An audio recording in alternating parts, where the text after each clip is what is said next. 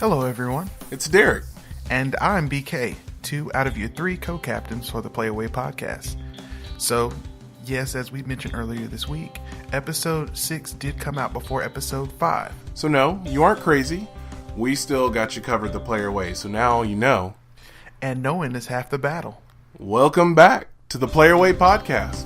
On with the show. Hey Derek, hold on. Before we move on with the show, I think we need to take some time out to formally welcome Amit Shah, one of our new lifestyle and culture writers for the Play Your Way network. You can catch articles from him and our other writers at playlifeyourway.com. That's playlifeyourway.com. Now, on with the show. In a world where comics, movies, games, rumors, and Kardashians come at you 24/7, 3 champions will rise to defend you from wasting precious time, money, and emojis. BK, Nate, and Derek will show you how to do it. The Player Way.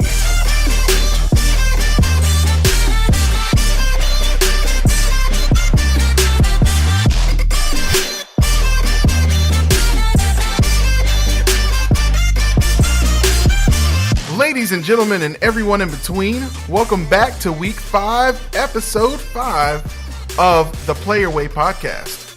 As always, I am BK Jackson, along with my co-captains Derek. Salutations. Good afternoon. And Nate. Ha! Made y'all look. Nate is not here. Nate is not with us this week. Nate is left the country because Pirates of the Caribbean came out this weekend. So he's over in Korea, in his motherland, if you will, along with his family, just taking some downtime. So safe travels to Nate. Over the next couple episodes, it will just be the Twin Towers, as we were called back in high school. Derek and I, just talking and showing you guys how to do media the Player Way. Welcome back, Derek. Good afternoon, man. What's going on? Crazed action? Doing a Player Way podcast? Man, this is exciting stuff right here. Oh, I know what you're excited about. You excited about that I Told You So that What? you get to drop on Nate and I. I would never be excited about an I Told You So moment, but I did go see Pirates of the Caribbean this weekend, and it was awesome, and it is the top movie in the box office this weekend by millions and millions of dollars. So take that, Rock. But, I mean, I would never just say I told you so. Come on, BK. Give me a little bit more credit. But it is at $62 million when the next movie in second place is at 19.8, which is Guardians of the Galaxy, and then Baywatch, and then Alien Covenant at 10 million. Alien Covenant at 10 million, BK. 10 million. Well, Baywatch has beat it by 8 million. Isn't that crazy? So yes, absolutely, that is crazy. Baywatch did a little bit better than you guys expected, I believe. I think I gave it 30. Oh, you gave it 30 million? I can't remember exactly. I mean, we can always go to the tail of the tape, but I predicted that Guardians would be Alien at least by 5 million. So for it to almost do double what Alien, that's definitely the Player Way right there. So I'm glad that you told. So that means everybody listened to what you told them to do, BK, and went to see that instead. So. Oh yeah, absolutely. It's not that, and let me get something straight. You know, yeah, toward the end of our discussion, we obviously had some not so great things to say about Ridley Scott's Alien Covenant.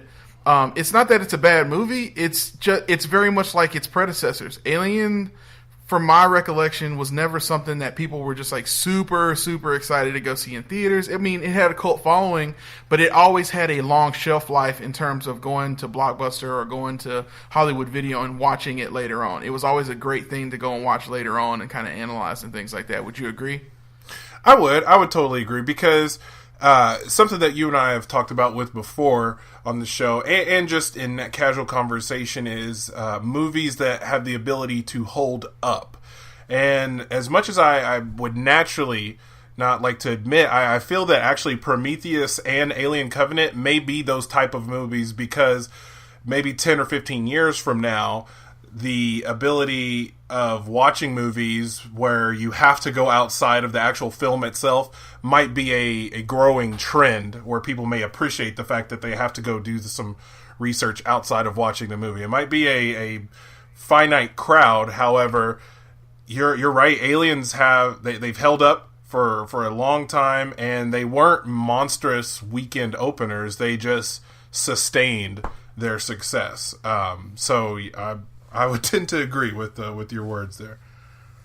Well, absolutely. So just recap, Pirates of the Caribbean 5 has a current weekend estimate according to Box Office Mojo at 62 million, just a little over 62 million. So, and that's domestic. So, good on them. So, Derek, you out of the three of us was the one to go see this, correct?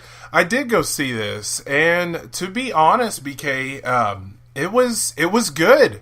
It captured that swashbuckling feel of an adventure movie, a pirate movie. It was funny.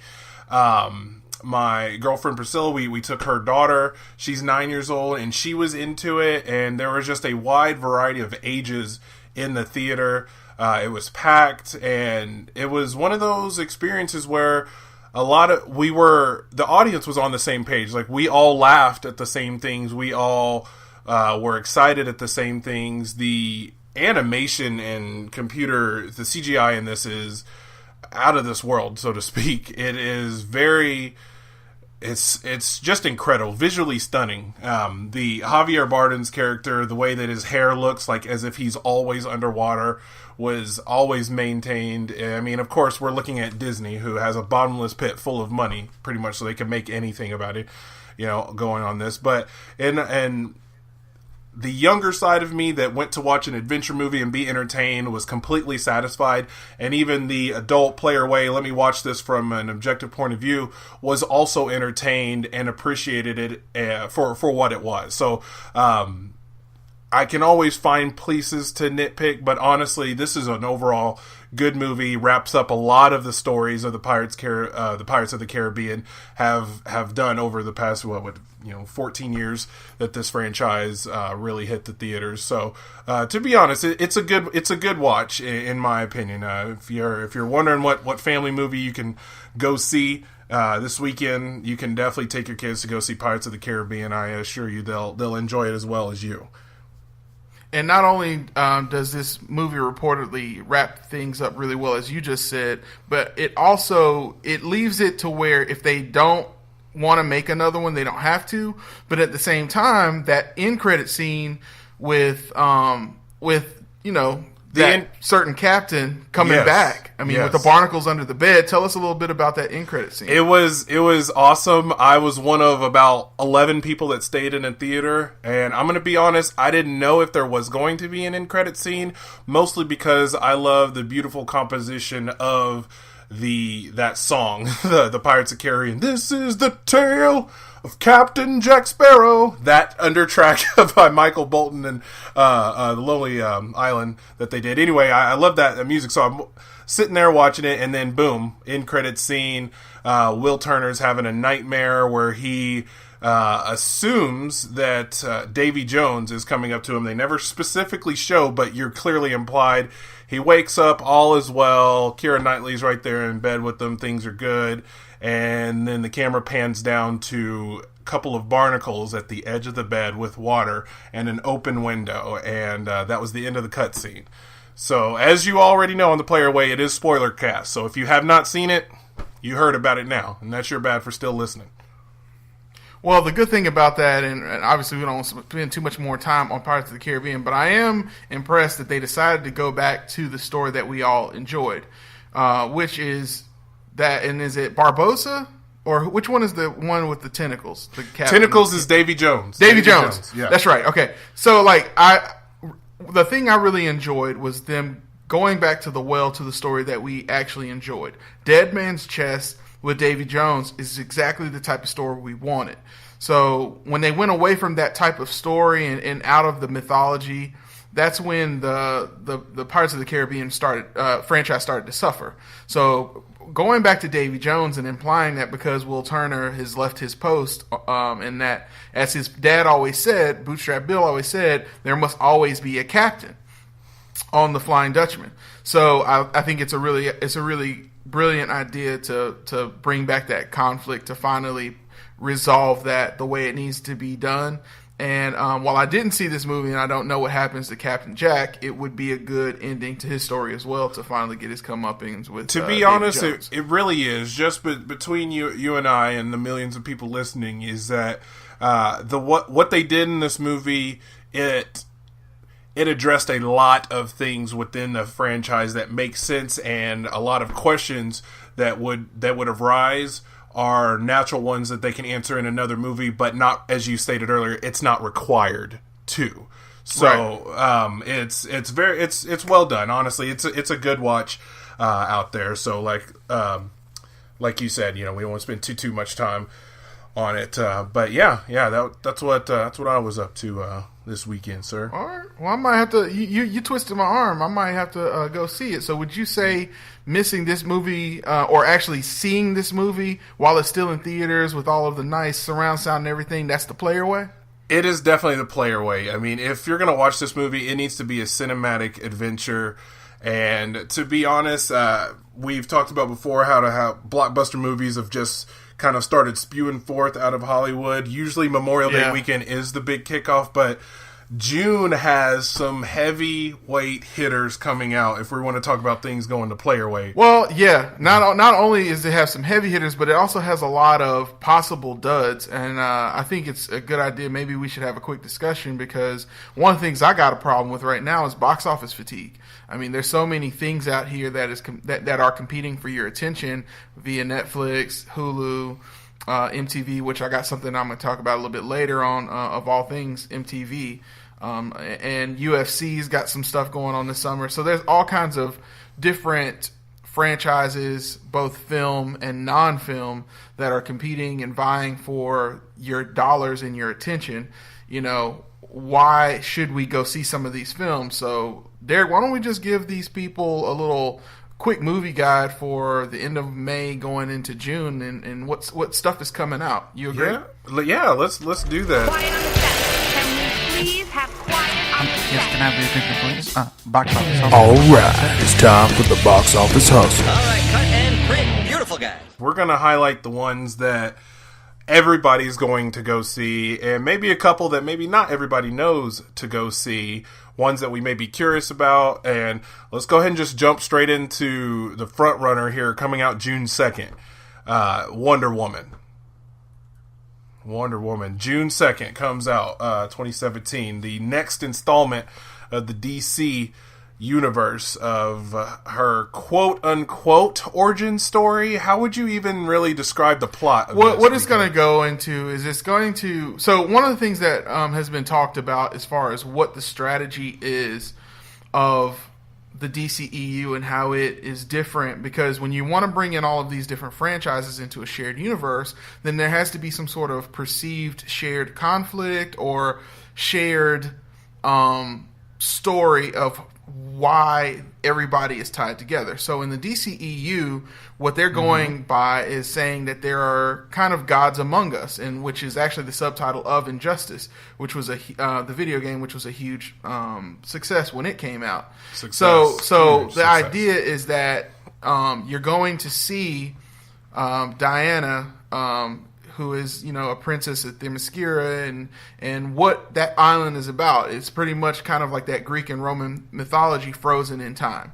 And so they're going to go back to back when world wars were still going on, and talk about how she came to be. So she's kind of, Diana Prince is going to end up being kind of like the Steve Rogers of this of the DCEU, and kind of going back in time and doing a bit of a period piece and explaining where she came from, and how she ends up to being kind of disconnected from everything when we see her in Batman versus Superman, and why you could see an internal conflict there where she's deciding whether she should get involved or not, but she's just still trying to cover her tracks. I totally agree. And I will say, as many knocks as there were on Batman v Superman, the way that they portrayed Diana in that, it was perfect. It raised the right questions. You were curious, why isn't she just Wonder Womaning this thing up? Why does she looks so disinterested in humans, for lack of a better analogy. She looked like she's like, oh, I've seen this before. It was very, I feel like those drops were well, those breadcrumbs, if you will, were were well done, and I feel obviously this movie is going to expand immensely on that. That's definitely a big one to hit on, but you guys know the Player's Way suggestion is to definitely go see Wonder Woman first weekend. Let's not take too much time on that one. I'm going to be honest, the one that I'm most excited about coming out this month is the one that's coming out June 9th, and we touched on this when we talked about this last Tuesday. The first installment of the recently released Dark Universe from Universal Pictures with Tom Cruise in The Mummy. Now, I'm really excited about this one, to be honest, and if you're not as savvy as the guys here on the Player Way, which it's okay to admit that. I'm not trying to let my hubris get in the way of telling yourself that you're not as cool as us, but it's okay, because if you didn't realize that Dr. Jekyll is Russell Crowe by the trailers pointing at it, it's okay that you didn't realize it. We're still not ruining anything from you. BK put it perfectly last week. Like, it's in the trailer. You just have to pay attention to what you're looking for. I'm really excited about this. As usual, the trailers are getting a little loose-lipped with what's all going on, but this is going to be a huge visually stunning movie. Lots of destruction, superpower abilities, fight scenes. We have curses. We're gonna have mummies. We're gonna have a monster assembling a team. I'm very excited for this one, because this is the first real. I'm not gonna say it's the first one, but this is another venture to the growing trend of, in essence, movie series, as with like the Avengers, the Justice League, all those type of movies. We only usually think comic book are the types of movies that do that, but Universal is taking a stab at it, and I applaud them, because that is a huge market right now to have an idea of let's make 5 to 7 movies that are in essence TV shows but a movie series. So for them to undertake that, it's really strong show, and they're going the second week in June very strong with The Mummy. What do you think? It's very smart for them to recycle these Universal properties, because let's be honest, before comic books were something that was taken seriously, the original wave of comic book movies and or at least fiction made into live action were the monster movies. Yes. If you think back in the day, you had I Dream of Jeannie, you had the Munsters, Bewitched. you had the Addams Family. Yeah, Addams Family. All of these things. So that you had that on television, and they were all based off of monsters and things like that, and those other types of fantastical stories that were not comic book based. And then you also had different movies that were of the namesake of every one of these monsters that we're going to see in this Dark Universe. So I think it's smart of them to strike while the iron's hot. There are still a lot of grandparents and some parents that are still alive that are going to be able to kind of educate their youngins as to why it's important to go see these things. It's also very hip these days to take something old and make it new. So I think there's I know I can speak for myself. I'm interested to see how they can take The Bride of Frankenstein or The Mummy and make it new, because we already know about all of these things. So we know what we're walking into. There's a great opportunity to show us something different. That storytelling used to be so basic back in the day with these old, films. So to take us in a new direction, I think we're all open to that. But at the same time, that's the huge risk as well. It's like, okay, well, is there anything to tell? So I think The Mummy is going to be something that we're all going to be watching. I think the casting has been brilliant up till now, and I think the marketing has been perfectly timed to where at first I think every single person saw that Mummy trailer that's been out for longer than most trailers at this point, and we all were like, I don't know. And to then come out with this Dark Universe announcement right on the heels of Pirates coming out, so now we got, Johnny Depp is going to be a part of this and he's on board. It kind of makes you say, okay, well, my inquisitiveness makes me want to go see this film, and hopefully we'll get a good experience out of it. And let's be honest, BK, Tom Cruise still draws a crowd to the movie. Oh yeah, he does. He still is. He's frozen in time. He's an entertaining character. His Family Guy told us why he's always running. He's trying to get away from those gay thoughts. So I can't wait to see him run in this movie. He's so silly. Going right into June 16th. Now, this is where a lot of movies start coming out. Not always monsters. I feel the biggest movie that I think will be that weekend will be Cars 3, where Lightning McQueen is going up against a brand new vehicle who can outrun him in every single way. So he's going to be trying to get back to his roots. So definitely a great family film to go see. A couple other movies that will be good. Couple movies to go see. Go see with your girlfriend if she likes to jump 47 meters down. Couple divers get in a shark cage that the cable breaks. They drop down to a rock shelf trying to get out only to be surrounded by sharks. Good little, let's jump scare, possibly, I'm sure. Just that mental freak out of being underwater. But one thing that I am kind of interested in is the All Eyes on Me, the movie about Tupac coming out on June 16th. Yeah. And the actor playing him looks so much like him, Demetrius Shipp Jr. And this is his first movie ever, BK. I don't know if you knew that, but this is the first movie that he's ever done. And he got cast as Tupac. So that's I feel like that's definitely gonna, it might be one of those sleeper, because we know that the community likes to go out and support those type of movies. You know what I'm saying? And not only that, it also, the movie is also, while it's not a sequel to any other film, it's gonna play like a sequel because the actor that played Biggie Smalls in the Notorious adaptation is gonna reprise his role as Biggie Smalls in this film. So, and I want to say that there was I think may have been in the NWA movie, the guy who played Suge Knight in that movie may be playing Suge Knight in this one as well. Precisely. I could be wrong about that one. Precisely. Okay, I'm right about that? Yeah. So there you go. So you got some role reprisal there. So it's going to really play well with you, if you're a big fan of the NWA adaptation and you're really a big fan of the Notorious biopic.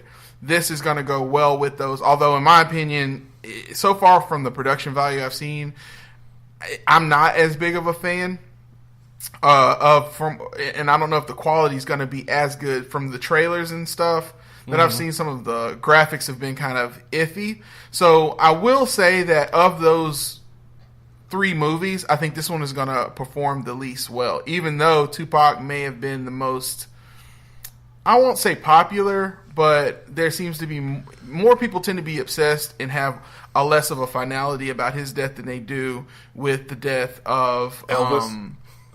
No, I'm kidding. Biggie. Yeah, but of those 3 movies, yeah. All Eyes on Me has the most danger of not performing as well, and I'm taking that from, if you look like, and something that Nate would probably say if he was here, he's a graphic artist professionally. So graphics are a really good look in on the production value, how well the treatment of the intellectual property via identity pieces can tell you a lot about how well the production is going to go. And so when I saw the trailer finally cinematically in Aliens, in the Alien Covenant movie, I was a little underwhelmed. What do you think? I agree, but I will at least say this. When it comes, you're right. You want the production value to draw you in. However, with the movie about Tupac, since most of his life was around, we're looking at the 90s and everything, late 80s and 90s.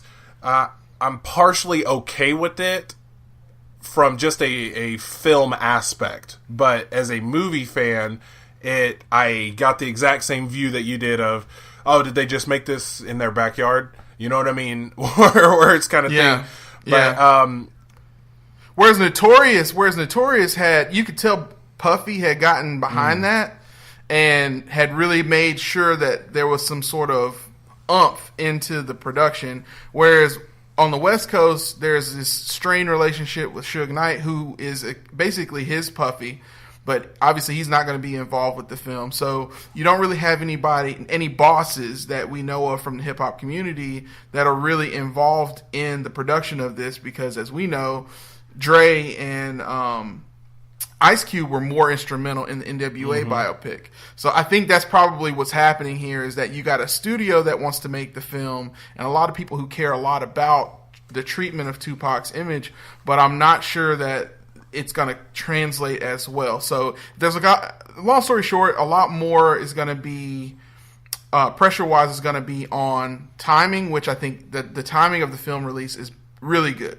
because with it being a big family weekend, it's going to be something where stuff like Wonder Woman has been out already, and its initial capture, its initial money grab is going to be over, and it's going to have a much better chance at getting something. So how well this film performs really is going to have to do on how much they spend on it and what the box office predictions are going to be. So as we get closer to that weekend, obviously we're going to give you our box office hustle as we get closer to that and tell you what we think about that. But of course, we want all eyes to be on that film because, of course, that story, if the other two stories of NWA and Biggie has been told, then it's only the player way. It's only right for all eyes on me. It's only right. Well. I agree with you. It's well placed. As I stated, Cars 3 comes out that weekend, so box office numbers wise, we know what's going to dominate that. But then the weekend after, you have another huge summer blockbuster coming out. 10 years. 10 years. Yes, 10 years after its original stepping. Can you believe it's been a decade since we saw the brand new Bumblebee? That was back on June 3rd, 2007, and every 2 years, in 07, 09, 2011, and then boom, here we are again at 2017, Transformers: The Last Night, where Optimus Prime is, in essence, trying to defend the Earth in a way where it seems through the trailer that he's possibly going bad, and we have Anthony Hopkins in there, which between him and Morgan Freeman, those are the two older gentlemen I would love to adopt as grandfathers and read me bedtime stories. Anthony Hopkins is in this. Mark Wahlberg's going to be in this. I love the fact that Michael Bay, to show Megan Fox after she stormed out and said, "Good luck finding another Megan Fox," has found a woman that looks exactly like Megan Fox in every Transformer film since she decided to leave. He's like, okay, well, I'll find a Megan Fox because I can go find 10 Megan Foxes in 5 minutes in LA anywhere. And I love that he's done that without ugly thumbs. Yes. Yeah. I love that he's done that, because you can see the pettiness in Hollywood. You know that it's there. You know how it goes out there. So proving to her, just so you know, I can easily make these movies without you. Now, this one, I just would say, would probably the one that looks closest. But I'm going to be honest. I know the Trans franchise, almost said, Transformers franchise has had a few bumps. Movie-wise, they haven't always been really good movies, and there's a lot of material here to make great movies. If you've had as many TV series based off the Hasbro, right? Hasbro toy franchise be so successful, it's been difficult to translate that into the movies. Now, he's made a lot of money making these movies, but I'm going to be honest, these aren't great movies. None of them have really been a great movie. The first one, by and far, to me, was the best one. It did it right. The first one was pretty good. I will say that. The second one, clear potholes, the editing, you can tell he was rushed, and so on and so forth. But I'm going to see this one. Every time I see a trailer for it, I'm still excited, because I'm like, this is still just visually stunning again. Like I said, it's summertime. You want to see big movies. You want to see entertaining movies. And who doesn't want to see fighting robots, Optimus Prime? He has a sword, dude. He's got a sword, too. You know what I'm saying? So he's got to defend his Autobots. I'm excited to see that one. I will go see it. We'll report on it as we can only do. And it'd be only right the player way on it, but that's going to be huge. That's going to be a huge one that weekend. So it might drown All Eyes on Me on that too, just with it being kind of placed between this June release of summer hits. And to be honest, Transformers will stand alone that weekend. There is pretty much nothing else coming out the 21st, because I think 21st is going to be a Wednesday release for them, actually. In June. Yeah, and that's become a whole lot more common to do too, Wednesday releases. Yeah. So those are, of course, going to help your weekend numbers. Usually he waited for around July 4th to release those, but the last time it was into June. So let's go ahead and get a jump on that, because he wants to go ahead and get the July 4th crowd. So it's a fairly bold move to release it, nearly a week earlier, but it also shows the confidence that he has in that movie, which will round out June. The last big movie will be Despicable Me 3, another family flick that people will go see, where Gru gets to meet his twin brother. But honestly, biggest movies, I feel we're looking at Wonder Woman, we're looking at Transformers, obviously. Cars 3, that's going to be a big one too, just for all intents and purposes. But I'm going to ask you, BK, and of course, The Mummy, we talked about it. Of the ones that you and I are highlighting, which one are you the most excited to see as a fan? I think, let me go about it this way. When I think about June, I think about the fallout from May, because obviously the kids are getting out of school, college kids are getting out of school, and therefore parents and not only that, but as a result, because most people in the country have families, the rest of us, like my wife and I, who are double income, no kids status, dinks, if you will, we get a little bit more downtime as well, because people at work tend to be off our backs. So everyone tends to go more to the movies over the summer, and so it tends to be June can be, depending on what comes out and how it's placed weekend wise, very much a catch up from what I have not seen or take my money again season. So I think outside of my two biggest picks, and again, remember, I don't have kids, so I'm not really leaning more towards the Cars 3 type of crowd. But I'm mainly... Of course. I was thinking between, like, Mummy, Wonder Woman, thinking mainly Wonder Woman is going to be my top pick of what's yet to come. Is that cinematic-wise or also comic? No, that's just cinematic-wise. It's because it's a sure thing. Okay. Gal Gadot, I mean, she's for sure someone to watch. Yes. I mean, so she's good to go. Chris Pine as well. She has very pretty eyelashes. Well. I mean, he's also somebody as well that you can count on to get a great performance out of. The Mummy obviously is the second place there, James, and that's mainly just based on placement of why I've gone in that order, because I'll just naturally see one before the other, and then All Eyes on Me would be third. But that being said, I still think the heaviest hitters of June were what came out in May. You still got Guardians of the Galaxy that's going to still continue to have a long shelf life. The unexpected... Dude, it is doing so well. And by all accounts, no one on a ground level expected Pirates to do this well. I mean, it had a 34% rating when we last looked at it before it opened.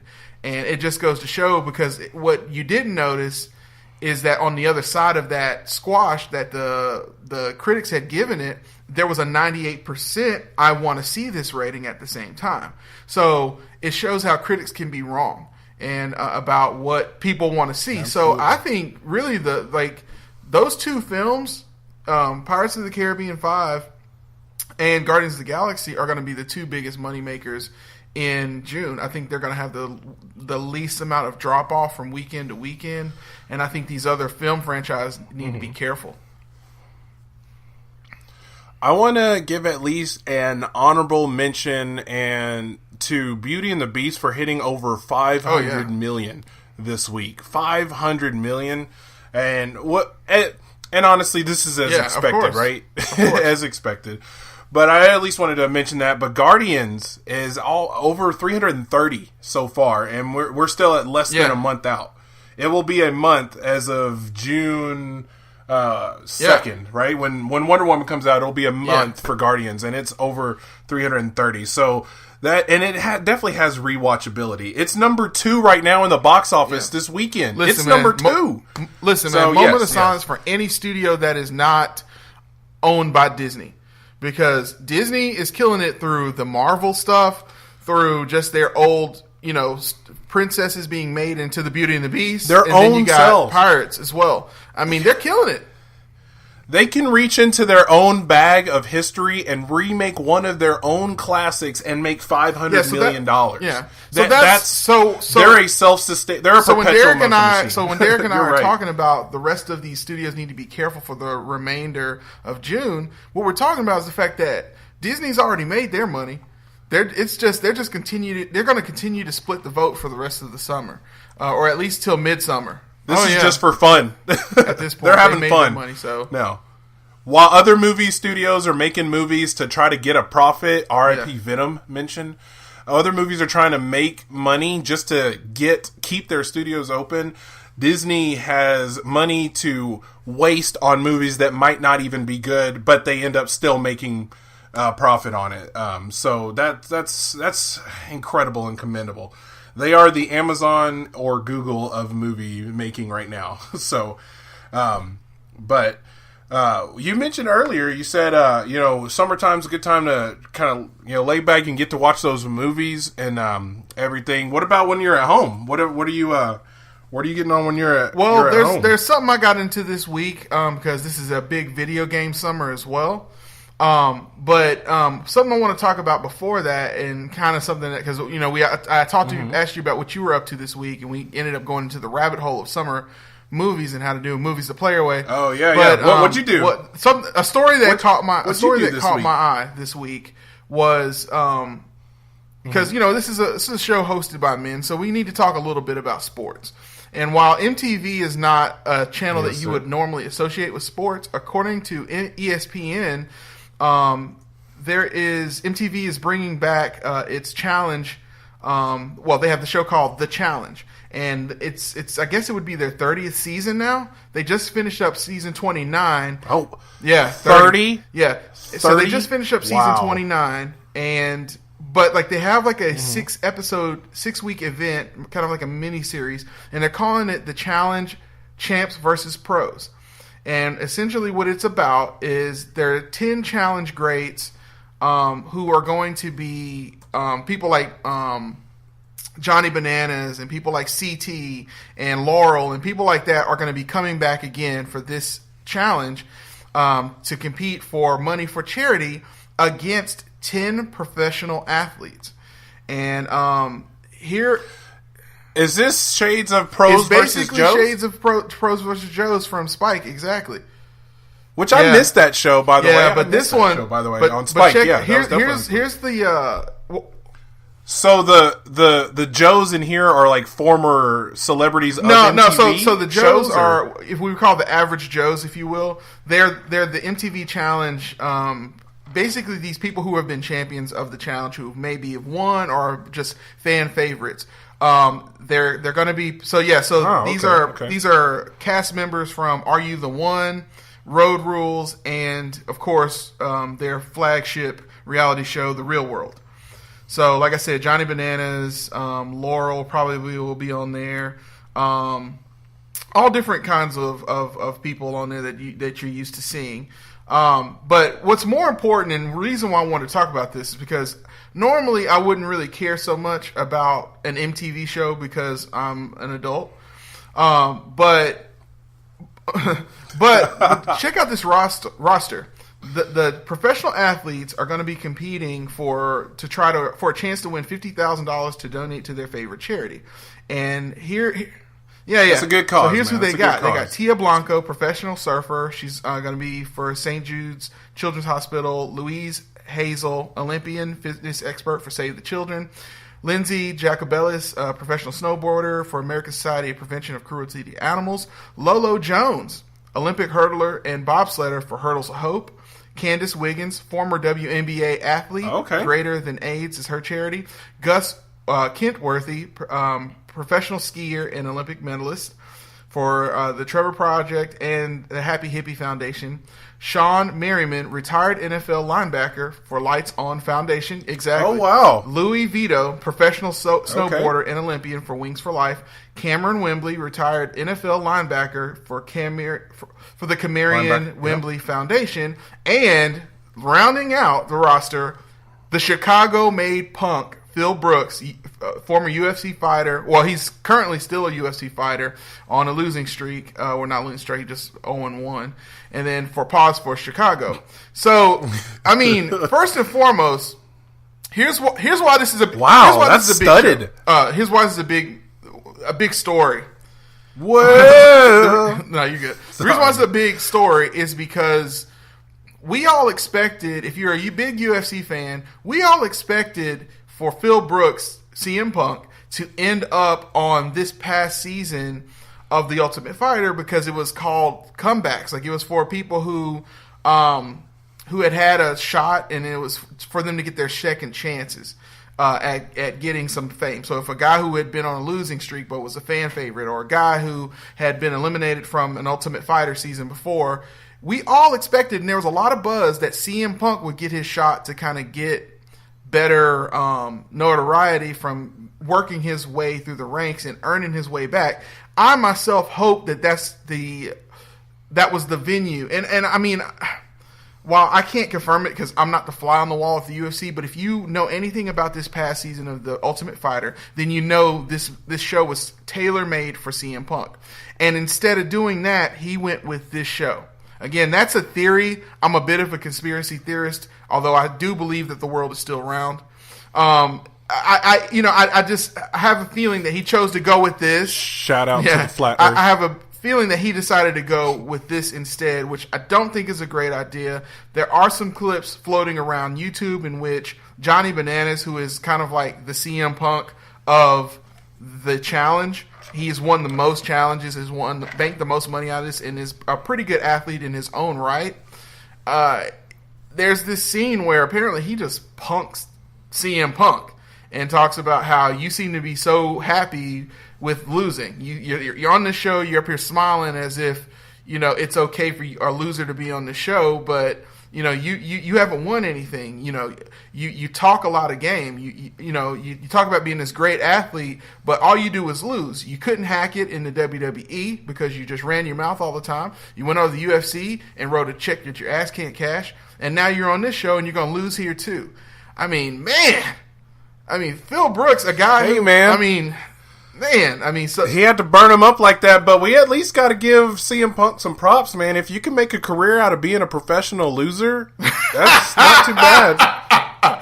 Yeah, man. You know what I mean? So that's not too bad. At least I got to give him his props, right? If you made him a profession about it. Well, and while you're talking about making a career, I mean, it's been a pretty good month for CM Punk. In the last couple of weeks, it's also been reported that a independent wrestling organization out in the UK called 5 Star Wrestling has offered him an open invitation to join their ranks for an upcoming tournament, and they offered him online in a serious offer $1 million.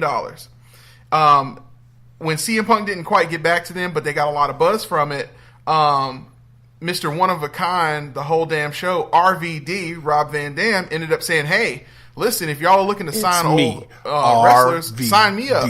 So he ended up getting a contract out of this story that they were going after CM Punk. And then what do you think? Increased, said, listen, if you can work it out with UFC and take our offer seriously, we'll offer you more than $1 million. So who knows what's going to happen with CM Punk. He's still under contract with UFC. Because he is a licensed pro fighter, he can't go back to fighting amateur. So the only thing he could do is just quit and not fight anymore. But if he's going to fight and go inside the octagon again, he's going to have to fight those demons and face those demons at some point. So you can make an argument that maybe maybe he needs money and he's doing all of these other things. I mean, who knows what he's doing? But hopefully one of these days, I'm a big Phil Brooks fan. Hopefully he can prove to us that a backyard wrestler who moved himself through the ranks through just reputation and wit alone, that he can make good on something and that there will be a good happy ending to all of this. But who knows what's going to happen from there with him. Honestly, I mean, I joked about being a professional loser, but honestly, as you and I have discussed several times, he did what you and I could have easily done when we were that age, and had we have followed through with some gumption. But to be honest, absolutely. With the fact that he's in a conversation that we are having, or that other people are having, or that some wrestling franchise offered him 7 figures to come wrestle with them, he's won. He's done it in life. Like he's succeeded, absolutely. man. So shout out to him. He's doing it the player way. You know what I mean? He is doing it the player way. The fact that he, and if he's got his hands in MTV pockets, like, okay, like, good job, man. Way to go. Yeah. That's awesome, man. and talking about recycling a long-standing career, Capcom this week, and this is the other thing that I've been up to this week. Yeah. Capcom released Street Fighter 2 Ultra Edition. The subtitle of it is The Last Challengers, the Final Challengers. So basically what it is Nintendo Switch needs games. They reached a license agreement with Capcom to re-release and kind of like an HD version of Street Fighter 2, the old game that we all knew from the early mid-90s that was in every arcade everywhere. So the crazy thing about it is they recycled this old franchise with the same characters. They added 2 new characters, Violent Ken and Evil Ryu, but added like some extra little story modes to it and charged $40 for the game. Wow. So I ended up getting So what I ended up doing is, because I didn't want to spend that money, I knew I had to spend the money to be able to review it for the show. I went and got the physical copy of it so that I could sell it early next week, so that I could trade it out for something else. So, but yeah, absolutely a fun game, especially if you are a Nintendo Switch owner.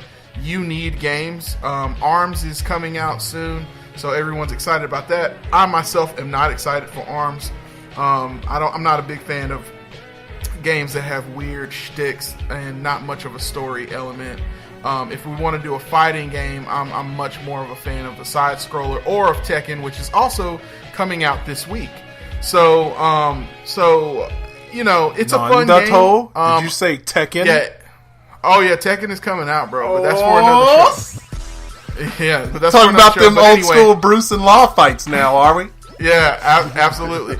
But I will say my favorite part about this game is, yes, you have alternate versions of Ken and Ryu, who are the flagship characters. And then they do have like a cool Ultra bar added that the original game, original Street Fighter 2 did not have. So if you are a fan of the new side-scroller 2D fighters and you want that super attack with the cool dramatic finish that we used to have on Street Fighter EX plus Alpha 2, then you got that feeling, which Derek, you and I used to play for hours. Dude, yes, hours. Hours. Yeah, so definitely go get it if you are a fan of Street Fighter, of Capcom, and you really are hurting for a fighting game. It's a fun thing. Like I said, my recommendation would be to buy a physical copy so you can flip that over into something, and, you know, there you go on that. Nice, man. Now, something that you mentioned on the last episode is that, and I think I want to round out the episode with this, is that we have not talked about anime. So now is the time, because it's at the beginning of the summer. We just gave a really good guide on everything coming out in the box office. We talked a little bit about some TV stuff. We talked about some video games. Hey, man, if you are a man, or if you are a nerd, or if you're just a super girl nerd and you want to understand how to do your summer the player way, you got to get you some soul food action. You got to add you some anime action up into your schedule. Am I right, or am I right? You are too right, man. You got to do it. Whether you're looking for an anime that's been out for a while to go watch, or you're looking for ones that come out every week. And to be honest, the ones that are popping right now, BK, as we mentioned a while back, Attack on Titan Season 2 is out. It's going strong. They got 7 episodes out now, and that one had people dangling after Season 1 back in 2013. And they finally released Season 2, and it's going strong, man. It is, the story, the plot is definitely getting thicker. It's cliffhanging every episode. So I'm for me to be able to want to watch an anime weekly and actually dedicate myself to wait weekly to watch it. Not only is it already a good anime, but it's keeping me entertained. It's well written. The first season was 25 episodes, so it doesn't take that long. Honestly, you can get through the first season in a week if you actually watched it and catch up. But it's a good series, very, very good series. Another one, the one that you definitely introduced into my anime diet, was My Hero Academia, which Yes! this one is simulcasting as well. This comes out every Saturday. So by the time that you would check your Crunchyroll accounts, it should be there Saturday mornings. Attack on Titan comes out Saturday nights. So I want to say about 10 o'clock Central, you can check out Attack on Titan, but usually when you wake up on Saturday morning, you can already see My Hero Academia, which thank you again for last summer, almost 1 year ago to the day, you suggesting this one to me. And I'm gonna deviate 1 second just to give a shout out to my anime godfather, who is BK Jackson, who as a teenager, checking out shows after school, watching Wishbone, Bill Nye the Science Guy, these type of things, came across a gym known as on Cartoon Network known as Toonami. And they used to have and that was Life at 4 p.m. Central Time.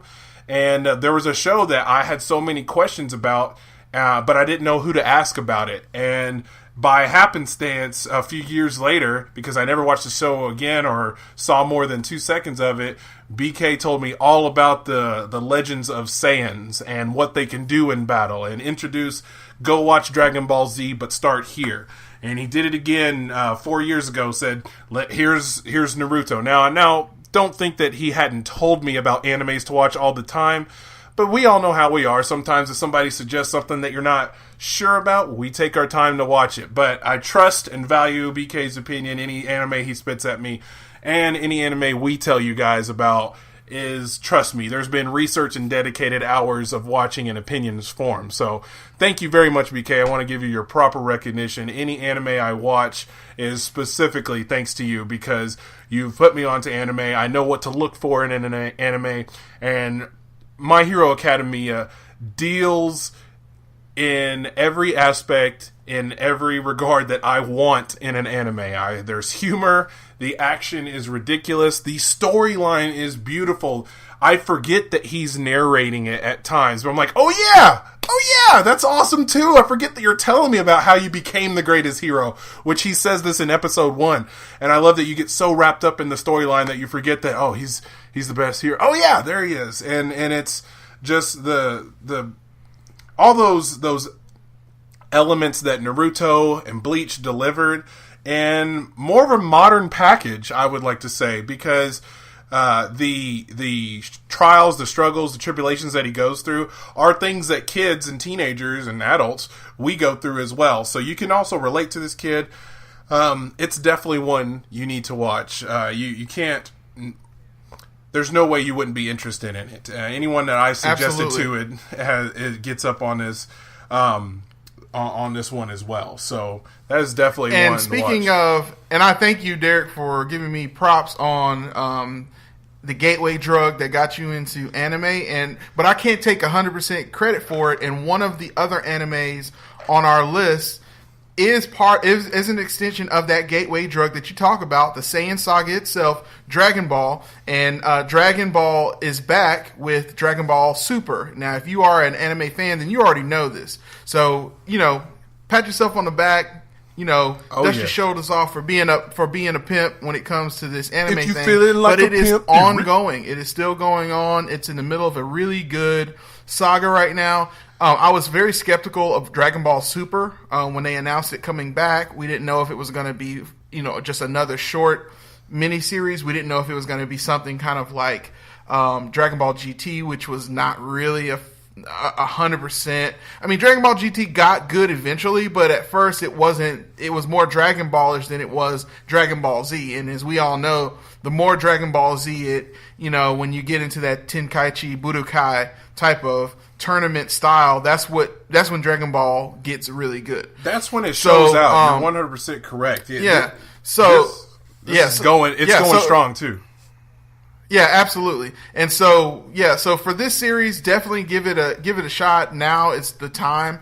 If you really want to do, we're going to talk about a couple more animes, but as we're going along, if you want to do anime the player way, here's what you do. Get you a Roku box, okay?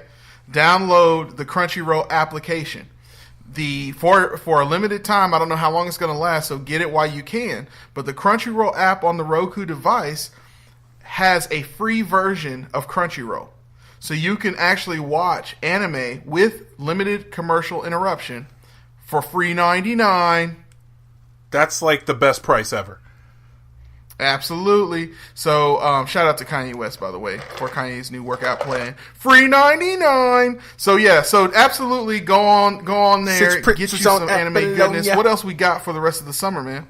Well, as you and I may mention at some other point, there was a large, huge, massive franchise that came to a close, and the continuation of this series has come around in the form of Boruto. Naruto's Next Generations. Yes, and after Shippuden wrapped up, there was a Boruto movie that kind of springboarded everybody into this series, which is now on episode 8. Another one simulcasting. So, as you can tell, we're telling you about these shows, but you're not starting at episode 1. BK mentioned Dragon Ball Super.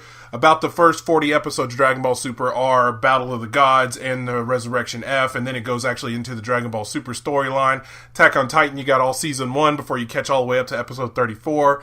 My Hero Academia, you have the first 13 episodes. 13 and a half was an episode just to recap season 1, and then you go right into season 2, which is all the way up to episode 22. So you have some summer watching animes. Boruto is going to be the youngest one at episode 8 by now. But Boruto sounds a lot like Naruto. It does. It sounds very similar to Naruto because Boruto is Naruto's son.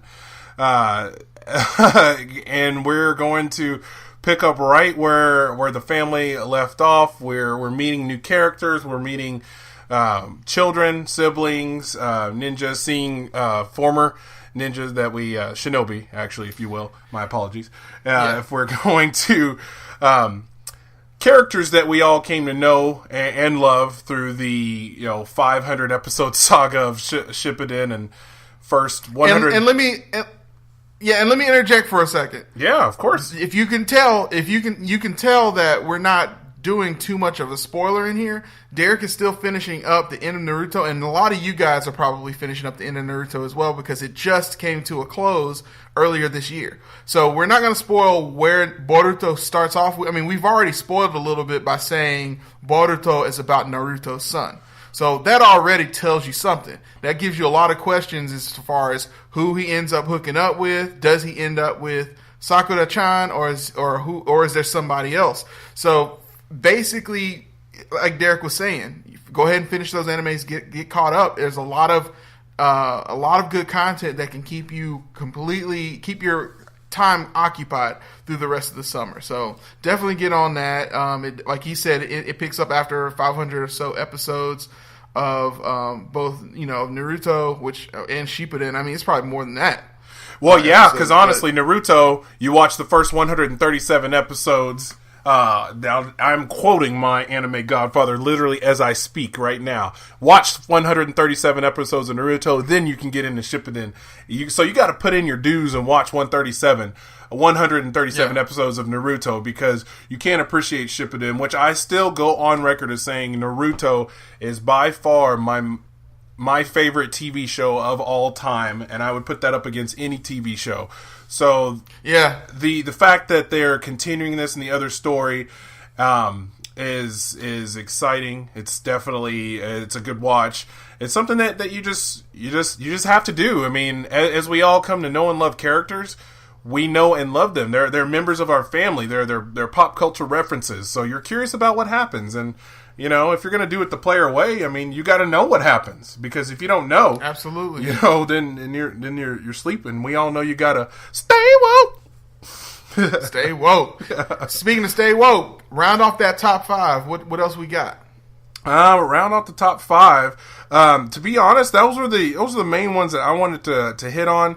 Simulcast wise, those are the main ones that I'm watching now. I will tell you, there's another one that I've heard some buzz about, and I wanted to ask you about being like I said, you're the OG to me is The Royal Tutor.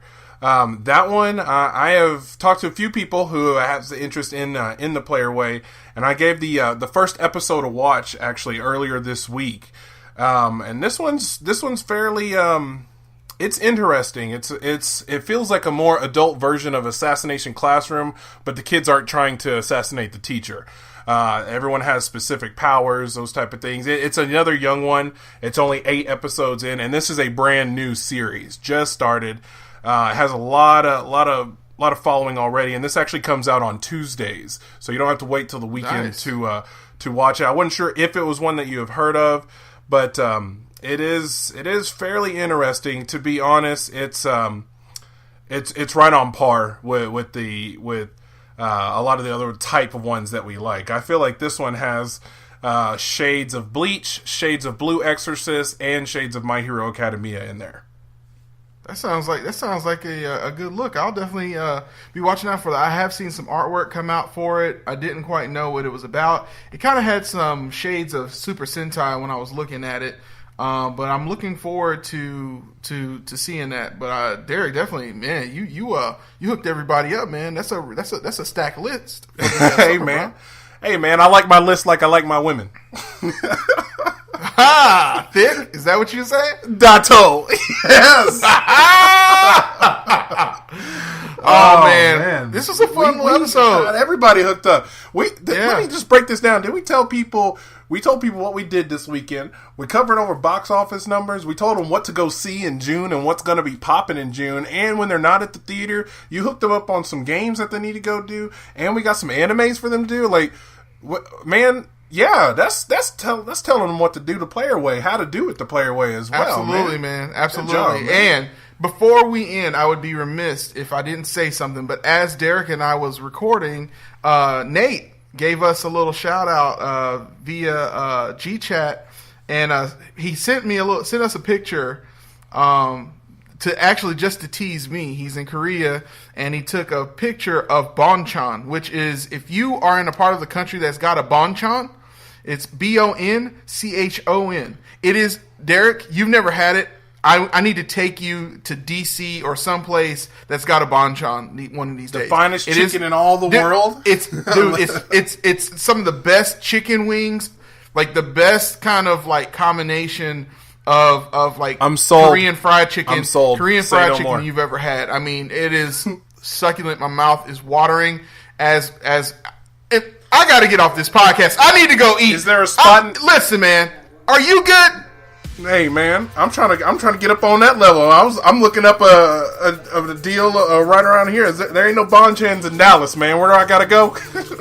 I mean, we need to get offline. Hey, thank y'all for coming back for another episode of The Player Way. We gotta go find some grub. Maybe, hey, let's go on Southwestern Airlines. Let's find some tickets to Korea, man, or to DC or someplace that's got a Bon Chon, bro. You ready to do this? Let's do this, man. Let's get out there.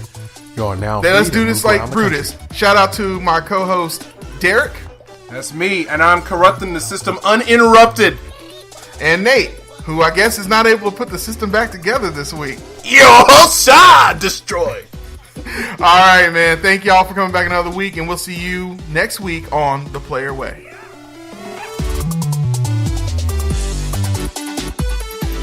Thanks for listening to The Player Way podcast.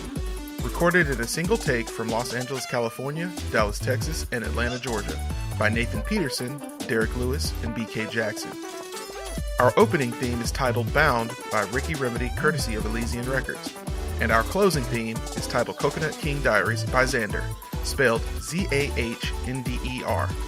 You can find this music by both Ricky Remedy and Xander, and many more tracks on SoundCloud. And remember, no matter what choices you make or paths you follow, just make sure you do it the player way. See you next week.